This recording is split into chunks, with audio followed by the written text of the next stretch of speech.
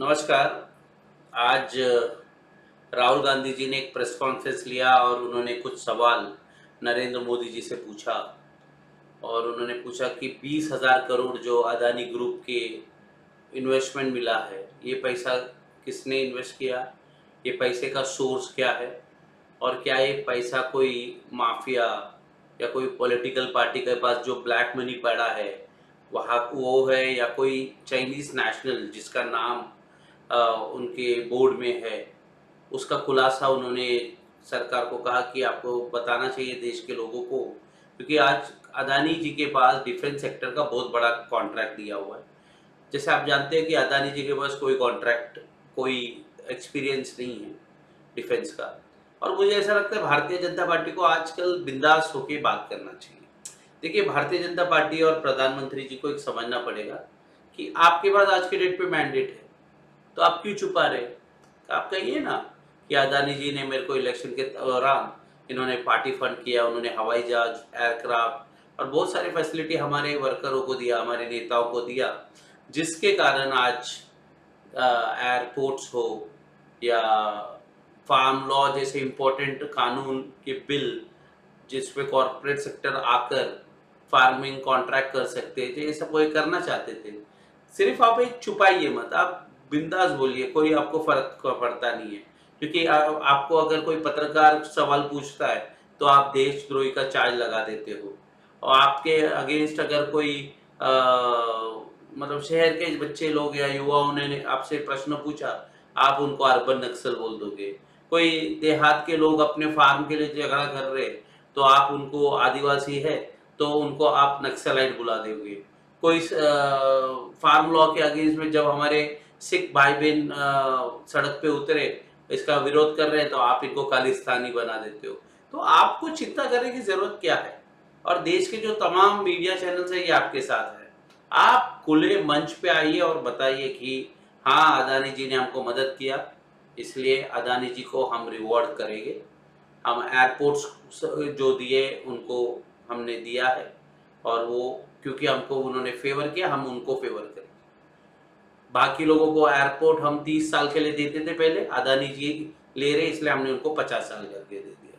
मुंबई का एयरपोर्ट अगर वो रेड्डी जेवीके वाले बेच नहीं रहे थे, तो हम उनके ऊपर सीबीआई का और ईडी का रेड करवाएंगे और उनसे जबरदस्ती देंगे। स्पाइस अगेन जेट एयरवेज वाले का भी सेम मुद्दा है। अगर वो स्पाइस जेट वाले को एयरक्राफ्ट नहीं देगा, तो अगेन उसके ऊपर हम रेड कराएंगे। तो आप खुल के थोड़ा सा बात करेंगे तो पब्लिक को भी क्लैरिटी आएगा।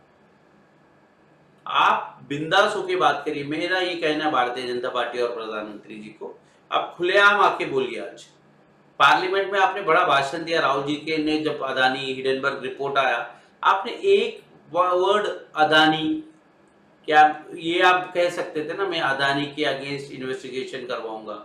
सीबीआई, ईडी, ये लोग छोटे छोटे नगर सेवक के पीछे भी लग गए। लगना भी चाहिए, अगर वो करप्ट है तो लगना चाहिए। मगर अदानी के ऊपर इतना बड़ा क्वेश्चन मार्क, इतना बड़ा रिपोर्ट आने के बाद कोई उनको क्वेश्चन नहीं पूछ रहा है।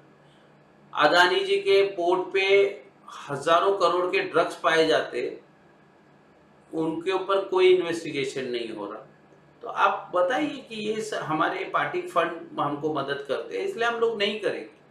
और आप क्वेश्चन पूछ रहे हो, इसलिए आपको आप खुलेआम मंच पे बोल दीजिए कि राहुल जी, आपने अदानी जी के ऊपर, नीरव मोदी, ललित मोदी के इनके ऊपर प्रश्न चिन्ह उठाया, आपने हमें ऊपर सवाल उठाया, इसलिए हम लोग आपके मेंबर ऑफ पार्लियामेंट का जो सदस्य था उसको हम रद्द कर रहे हैं। आप खुलेआम बोलना चाहिए आपको। आप प्रधानमंत्री जी जाते हैं श्रीलंका, वहाँ पे कॉन्ट्रैक्ट उनको मिल जाता है। प्रधानमंत्री के साथ वो बांग्लादेश जाते हैं, उधर का पावर का उनको कॉन्ट्रैक्ट मिल जाता है। प्रधानमंत्री इजराइल जाते हैं, इजराइल वाले उनको डिफेंस का पार्टनरशिप उनके साथ करते हैं। आज इंडिया का बहुत बड़ा डिफेंस डील अदानी जी को मिल रहा है। मतलब रोड का सादा कॉन्ट्रैक्टर को जब कोई जाता है तो उससे पूछा जाता है कि आपने कितने रोड बनाए, कितना किलोमीटर काम किया। जैसे कि 100 किलोमीटर का काम है, तो उससे पूछा जाता है आप 50 किलोमीटर के 2 काम किए हैं क्या, तो हम आपको 100 किलोमीटर देते हैं। बट इधर जिसको एयरपोर्ट कभी चलाया नहीं, उसको एयरपोर्ट चलाने आप दे रहे। जिसने डिफेंस को डी पता नहीं, उसको आपने डिफेंस का कॉन्ट्रैक्ट दे दी। पावर सेक्टर में बड़ा काम वो कर रहे, उनको आपने दिया पावर सेक्टर के बहुत सारे कॉन्ट्रैक्ट। उसमें अच्छा तो उत्तर प्रदेश में मैं योगी आदित्यनाथ जी को सैल्यूट करता हूँ कि जैसे हिडनबर्ग का रिपोर्ट आया, उन्होंने जो मीटर का कॉन्ट्रैक्ट उनको उत्तर प्रदेश में देने वाले थे वो रद्द कर दिया। तो मेरा ये कहना है कि पार्टी में भी, भारतीय जनता पार्टी में मैं जानता हूँ कि आज 70 से 80% नेता नाराज रहेंगे कि अदानी को जिस तरीके का फेवर दिया जा रहा है। मतलब मेहनत बीजेपी का कार्यकर्ता कर रहा है और पूरा का पूरा फेवरिज्म है वो सिर्फ अदानी जी को मिल रहा है।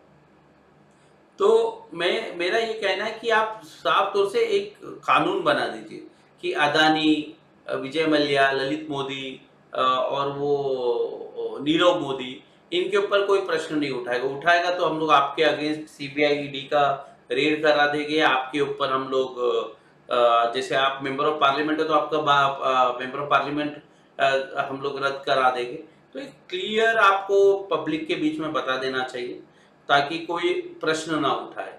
तो मेरा ये कहना है कि आप भी एक कानून देश में बना दीजिए कि अदानी जी को हम आपको उसमें प्रोटेक्शन दीजिए और उनको कहिए कि अदानी जी को 2019 से अभी 23 तक आपकी सत्ता है, तब तक जितने भी कॉन्ट्रैक्ट उनको दिया जाएगा और खुलेआम दिया जाएगा। आप डरो मत, आपको डरने की ज़रूरत नहीं, आपके पास मैंडेट है। अपोज़िशन के पास लीडर ऑफ अपोज़िशन नहीं है, तो आपको बिल्कुल ऐसा खुलेआम काम करना चाहिए। क्योंकि आप निडर आदमी, आप किससे डरते तो है नहीं और सीबीआई हो, ईडी है, सब एजेंसियाँ आपके हाथ में हैं।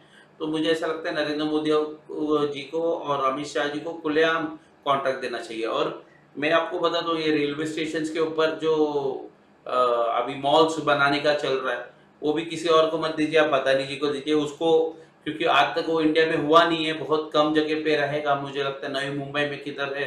बट अदानी जी सीख लेंगे, वो बहुत मेहनती आदमी है और अदानी जी को काम दीजिए आप, वो बिल्कुल इधर-उधर से सीख लेते हैं और ग्रास्पिंग पावर ज़्यादा है अदानी जी का, वो कर लेंगे काम। और दूसरा भी कुछ अगर काम है तो आप वो भी दे दीजिए। कुछ अभी रेलवे लगाना, बिछाना वो भी काम है, वो भी आप अदानी जी को दे दीजिए। और मेरा कांग्रेस के भी लोगों से एक सलाह होगी कि अदानी जी के बारे में प्रश्न चिन्ह मत उठाइए। जिस तरह प्रधानमंत्री जी मेहनत करते हैं 18-18 घंटे तक वो सोते नहीं हैं, उसी तरह गौतम अदानी जी भी बहुत ही टैलेंटेड आदमी हैं और कोई भी फील्ड में कुछ भी काम होगा तो कोई मत करिए, सिर्फ अदानी जी और उनकी कंपनी करेगी। और मैं पब्लिक से भी ये कहता हूँ कि आप लोग भी बहुत ये भुवन बाम और आरआरआर, केजीएफ और ये सब पिक्चर बहुत लगी है, आप लोग भी एंटरटेन होते रहिए। देश को में अगर कोई भी कॉन्ट्रैक्ट होगा, कोई भी घोटाला है, सब चीज़ के लिए अदानी जी सक्षम है, वो कर लेंगे। आप लोग प्रश्न मत उठाइए। आप लोग ये यूट्यूब के रील्स और इंस्टाग्राम में अपने वीडियोस बनाइए और आप लोग बिज़ी है। 2023 तक अदानी जी वर्ल्ड के नंबर 1 बिज़नेसमैन बनेंगे क्योंकि देश में 2 ही लोग मेहनत कर रहे हैं, एक अदानी जी है और देश के प्रधानमंत्री जी है और ये दोनों को मैं सलाम करता हूँ। जय हिंद। नमस्कार।